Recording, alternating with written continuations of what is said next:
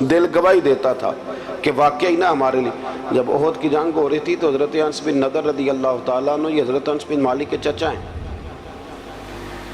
تو جب کافروں نے یہ خبر اڑا دی کہ سرکار کو شہید کر دیا گیا تو صحابہ کے حوصلے کچھ پست ہوئے،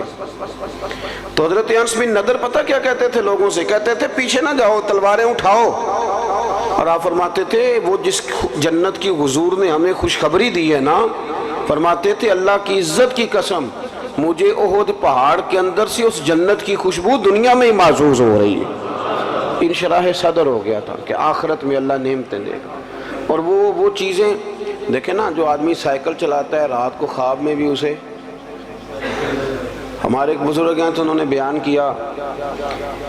کہ امام جلال الدین سیوطی رحمۃ اللہ علیہ کو جاگتے ہوئے 72 مرتبہ رسول کریم کی زیارت نصیب ہوئی۔ تو آپ تو خیر بڑے خوبصورت لوگ ہیں، آپ نے سبحان اللہ کا